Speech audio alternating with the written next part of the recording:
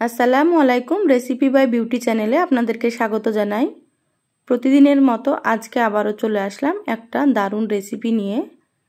আজ আপনাদেরকে সবজি আর মুগের ডাল দিয়ে দারুণ একটা রেসিপি শেয়ার করব।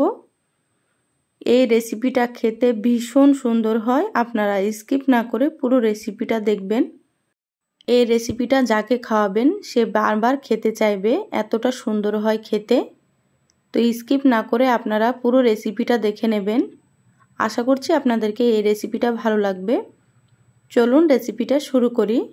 এখানে আমি ফুলকপি নিয়েছি, তো ফুলকপির একটা বড় সাইজের ফুল আমি কেটে নিয়েছি। তো এখানে খুব বেশি ফুলকপি লাগবে না। আর এখানে দেখুন একটা ছোট সাইজের ক্যাপসিকাম কেটে নিয়েছি কুচি করে।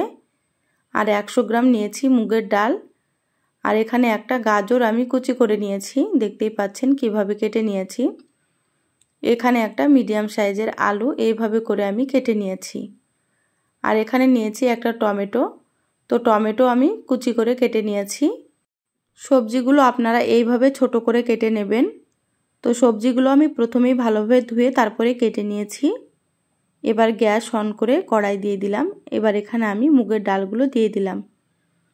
এবার আমি নাড়াচাড়া করে মুগের ডালগুলো ভেজে নেব। তো গ্যাসের আঁচ মিডিয়ামে রেখে ভেজে নিচ্ছি। ডালগুলো যখন ভাজা হয়ে যাবে, সুন্দর একটা ফ্লেভার বের হবে, তখন নামিয়ে নিতে হবে।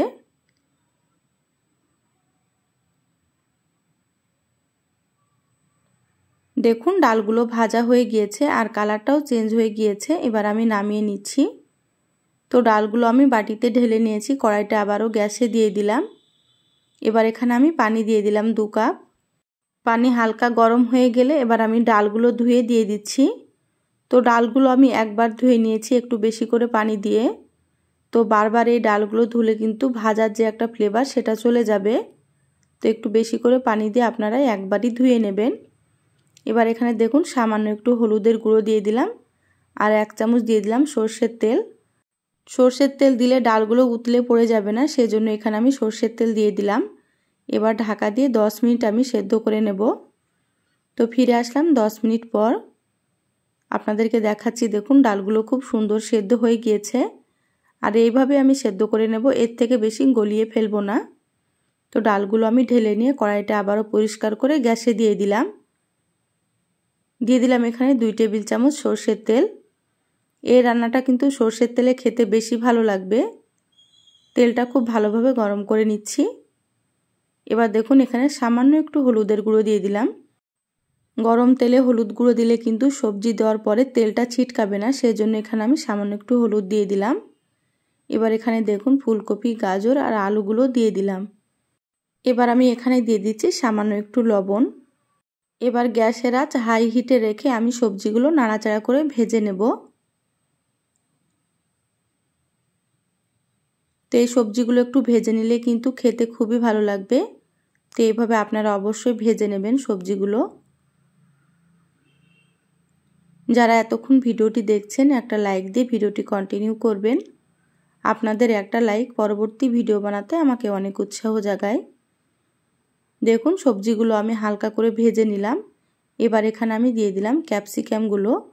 তো ক্যাপসিকামগুলো একটু ভেজে নেওয়ার পরে দিতে হবে। আর এই সবজিগুলো খুব বেশি আমি ভাজবো না, হালকা করে ভেজে নেব।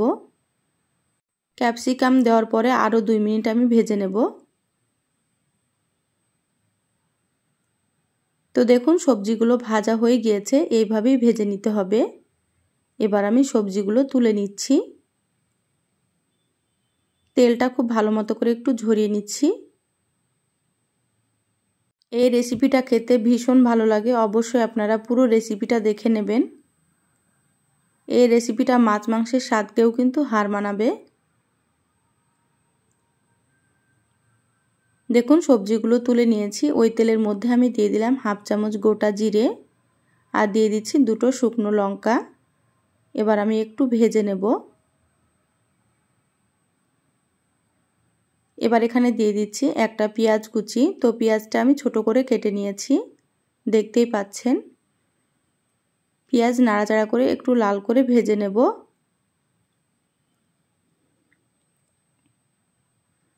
দেখুন পেঁয়াজ ভাজা হয়ে গিয়েছে, এইভাবে ভেজে নিতে হবে। এবার এখানে আমি দিয়ে দিলাম 1 চামচ আদা বাটা আদাটা একটু ভেজে নিতে হবে কাঁচা গন্ধ চলে যাওয়া পর্যন্ত। তো আমি নাড়াচাড়া করে ভেজে নিচ্ছি। এবার এখানে আমি দিয়ে দিচ্ছি টমেটো কুচি।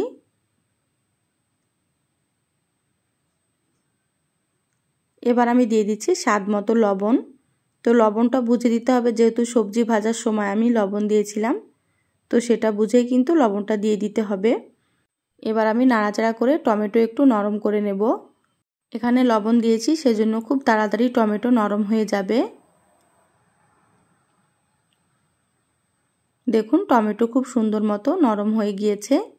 এবার আমি এখানে দেখুন সামান্য একটু দিয়ে দিলাম হলুদের গুঁড়ো,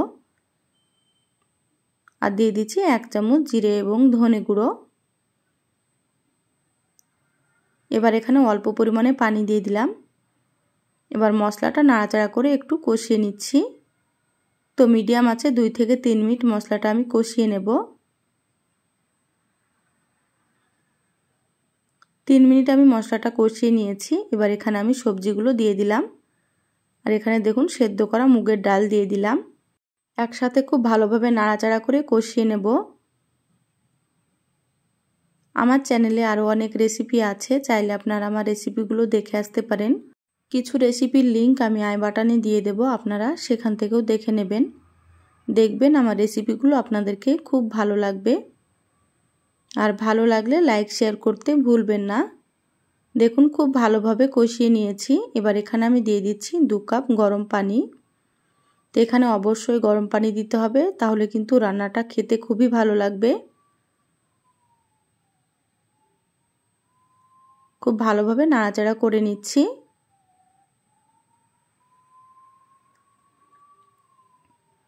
এবার এখানে দিয়ে দিচ্ছি চেরা কাঁচা লঙ্কা 5টা। ঝালটা আপনারা আপনাদের পছন্দ মতো দিয়ে দেবেন। এবার এখানে আমি দিয়ে দিচ্ছি কিছু কিশমিশ। ঢাকা দিয়ে মিডিয়াম আঁচে 10 মিনিট রান্না করে নেব। ফিরে আসছি 10 মিনিট পর।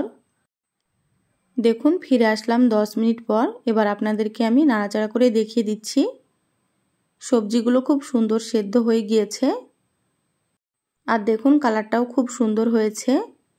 যারা এখনও আমার চ্যানেলটা সাবস্ক্রাইব করেননি, প্লিজ আমার চ্যানেলটা সাবস্ক্রাইব করে আমার চ্যানেলের সাথেই থাকবেন। বেল বাটন অন করে রাখবেন, তাতে করে আমি যখনই ভিডিও আপলোড করব সবার আগে আপনারা নোটিফিকেশান পেয়ে যাবেন। যারা সাবস্ক্রাইব করে সাথে আছেন তাদেরকে অসংখ্য ধন্যবাদ। দেখুন এখানে আমি দিয়ে দিলাম 1 মুঠ পরিমাণে ধনিয়া পাতা কুচি, আর দিয়ে দিলাম 1 চামচ ঘি। ঘি দিলে কিন্তু খেতে খুবই ভালো লাগবে। তো অবশ্যই এখানে আপনারা 1 চামচ ঘি দেওয়ার চেষ্টা করবেন।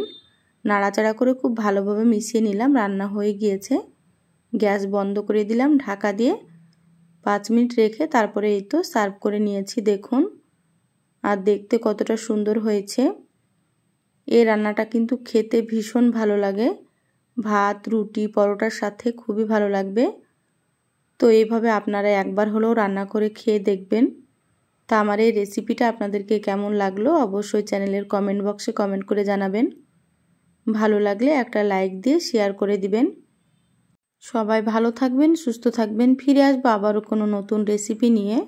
ধন্যবাদ সবাইকে। আল্লাহ হাফেজ।